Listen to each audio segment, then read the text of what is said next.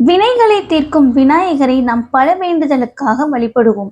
நினைத்த காரியம் நினைத்தபடியே நடந்தே தீர வேண்டும் என்பதற்காக பலரும் விநாயக பெருமானை வழிபடுவார்கள்.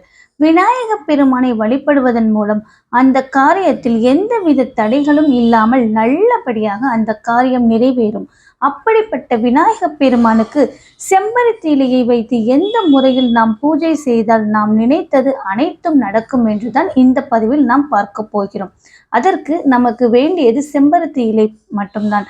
இந்த வேண்டுதல் என்பது நியாயமான வேண்டுதலாக இருக்க வேண்டும். மேலும் முழு மனதோடு விநாயக பெருமானை நம்பி இந்த வழிபாட்டை நீங்கள் செய்ய வேண்டும். இந்த வழிபாட்டை நாம் செவ்வாய்க்கிழமை தோறும் செய்ய வேண்டும் அல்லது சங்கடஹர சதுர்த்தி தோறும் செய்யலாம். செவ்வாய்க்கிழமை அன்று மாலை 6 மணிக்கு மேல்தான் இந்த வழிபாட்டை செய்ய வேண்டும். ஆனால் செம்பருத்தி இலைகளை காலையிலேயே பறித்து கொள்ளுங்கள். 54 108 என்ற எண்ணிக்கையில் செம்பருத்தி இலைகளை பறித்து அதை தண்ணீர் இல்லாமல் சுத்தமான துணியை வைத்து துடைத்து எடுத்து கொள்ளுங்கள். பிறகு சந்தனத்தில் சிறிது பன்னீர் ஊற்றி நன்றாக கரைத்துவிட்டு உங்களுடைய வலது கை மோதிர விரலை பயன்படுத்தியோ அல்லது மாதுளம் பழ குச்சியை பயன்படுத்தியோ அல்லது துளசியின் குச்சியை பயன்படுத்தியோ ஒவ்வொரு செம்பருத்தி இலையிலும் ஓம் என்று எழுத வேண்டும். பிறகு அதை நன்றாக காய வைத்து விடுங்கள்.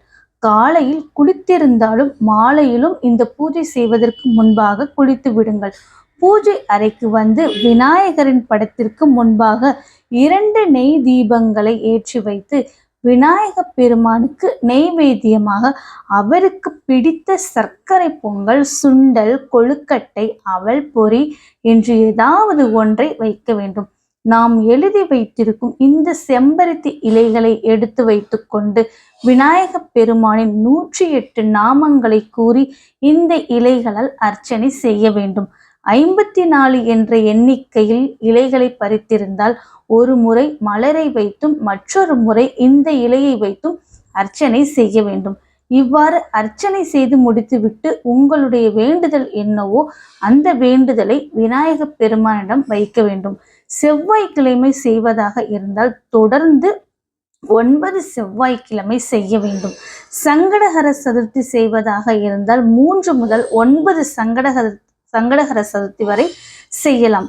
முழு மனதோடு விநாயக பெருமானை நம்பி இந்த வழிபாட்டை செம்பருத்தி இலை பூஜையை செய்பவர்களுக்கு அவர்கள் வேண்டிய நியாயமான கோரிக்கை முழுமையாக நிறைவேறும் என்பதில் எந்த ஐயமும் இல்லை.